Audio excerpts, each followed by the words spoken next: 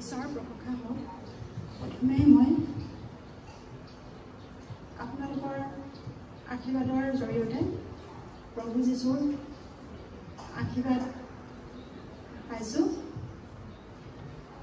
মই ইয়ালৈ আহিছিলোঁ, মোৰ ভৰিখন বিষ হৈ আছিলে জানুৱাৰী মাহৰ পৰা, অলপকৈ বিষ হৈ আছিলে জানুৱাৰী মাহৰ পৰা।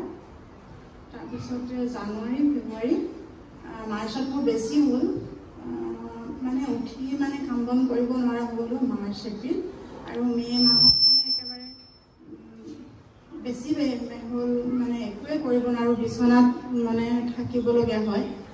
তাৰপিছতে জানুৱাৰী মাহৰ পৰাই মই ডক্টৰৰ ওচৰত দেখাই আছোঁ, দৰৱ পাতি খাই আছোঁ, কিন্তু ভাল নহয় মানে।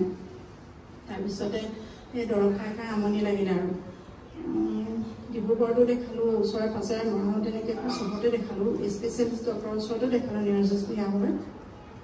তাৰপিছতে কি কৰোঁ কি নকৰোঁকৈ তাৰপিছতে আমাৰ মানে ভণ্টিজনীয়ে ক'লে যে প্ৰাৰ্থনা গৃহলৈ যাবিচোন, ভাল হ'ব নেকি, বহুত মানুহচোন ভাল হৈছে। এই প্ৰাৰ্থনা গৃহৰ বিষয়ে মই বহুত দিনৰ পৰাই গম পাওঁ, কাৰণ মানে এই নৱোদয় বিদ্যালয়তে মোৰ ছোৱালীজনী পঢ়িছিলে, 2013 চনতে এডমিশ্যন হৈছিলে।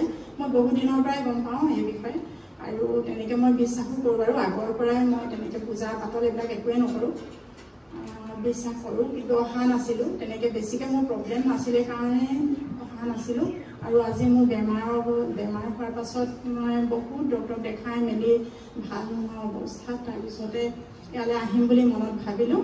আৰু ৰাতি এনেকৈ কথা পাতিলোঁ, দিনতে কথা পাতিলোঁ, শনিবাৰ দিনাখন কথা পাতিলোঁ আৰু ইয়ালৈ আহিম বুলি। তেতিয়া আৰু গধূলি সময়খিনিত মানে 7টামান বজাত মোৰ লগৰ ল'ৰা এজনে ফোন কৰিছে মোক খবৰ ল'বলৈ বুলি। এতিয়া ক'লে যে মই বোলে প্ৰাৰ্থনা গৃহলৈ যাওঁ, মই ডক্টৰক দেখাই আমনি লাগিলে।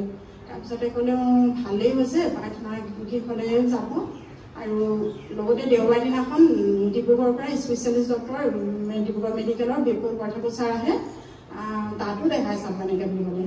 তাৰপিছতে মই ইমান ধুনীয়াকৈ মোৰ কথাখিনি মিলি গ'ল। মই আগৰ পৰা ইমান ডক্টৰক দেখাই আছোঁ, কিন্তু ভাল পোৱা নাই। আৰু ইয়াৰ প্ৰাৰ্থনা সভালৈ আহিম বুলি ভবাৰ পাছতে মোৰ অকণমান গাটো ভাল লাগিলে। আৰু হ'লেও মই ভাবি আছিলোঁ মই কেনেকৈনো যাম, এতিয়া গাড়ী এখন ভাড়া কৰি যাব লাগিব, পইচা পাতিও দিগদাৰ হৈছে, টকা পইচা বহুত খৰচ হ'ল, কেনেকৈ যাম এনেকৈ ভাবি থাকোঁ। মই ৰাতিপুৱাটো উঠি মই আঁঠু কাঢ়ি বাথৰুম গৈছোঁ, এনেকৈ কৰি আহিলোঁ। ঈশ্বৰে আশীৰ্বাদ কৰিলে মই নাজানো কেনেকৈ, মানে মোৰ উপায় নাপায় পিছত মই বাইকতে উঠি আহিলোঁ। কেনেকৈ আহিলোঁ মই নিজে গম নাপাওঁ। আৰু আহি গেটৰ মুখৰ পৰা মই খোজকাঢ়ি আহিব পৰা হৈছোঁ, কেনেকৈ আহিলোঁ মই নাজানো। মনত বহুত ভাল লাগিলে। 20-30% মই সুস্থ হৈছোঁ। মই এতিয়া অকণমান থিয় হ'ব পাৰিছোঁ। মই তেতিয়াতো আগতে মই একেবাৰে উঠিবই নোৱাৰোঁ, আঁঠু কাঢ়ি যাওঁ, বহুত কষ্ট হয়। মোক ধৰি অনা নিয়া কৰে, দাঙি অনা নিয়া কৰে। এয়াই মোৰ লক্ষ্য আছিলে। আৰু আপোনালোকে সকলোৱে আশীৰ্বাদ কৰিব যাতে মই সোনকালে সুস্থ হওঁ। আৰু মনত মই বহুত এটা কথা ভাবি আছোঁ, সেইকেইটা যাতে মোৰ সফল হয়, মোৰ আশা পূৰণ হয়, সেইখিনি প্ৰভু যীশুৱে যেন আশীৰ্বাদ কৰক। আৰু এয়ে মই প্ৰাৰ্থনা কৰিছোঁ ঈশ্বৰৰ ওচৰত। জয় জয়তে সকলো বন্ধুবৰ্গ ভকত বৈষ্ণৱ সকললৈ মোৰ ফালৰ পৰা নিবেদিছোঁ সহস্ৰ কোটি প্ৰাৰ্থনা। সেয়েহে মই অৰ্ধাংগিনী বহু দিনৰ সংকটময় হৈ আছিলে, ডিব্ৰুগড় মৰাণ বিভিন্ন জেগাত গুৱাহাটীকে ইত্যাদি কৰি বহুত জেগা দেখাইছিলোঁ, আৰোগ্য হোৱা নাছিলে।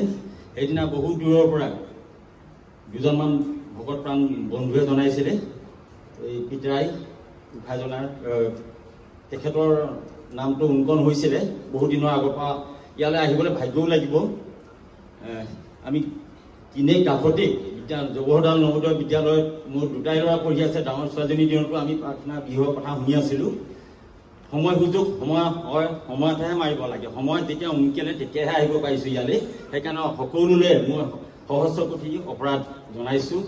সেয়েহে তেওঁ যিদিনা আহিছে মোৰ লগত সুদূৰ ৰাজগড়ৰ পৰা, তেওঁ খোজকাঢ়ি সৰু ল'ৰাৰ আগতে বগাই গৈ আছিলে। তাৰপিছত হেলমেট নাই। তেতিয়া আগদিনাৰ পৰাই পিতাই মৰম চেনেহখিনি গম পাই আছোঁ। সকলোখিনি অসম জল ফুটফুটকৈ ওলাই আছে তেখেতৰ।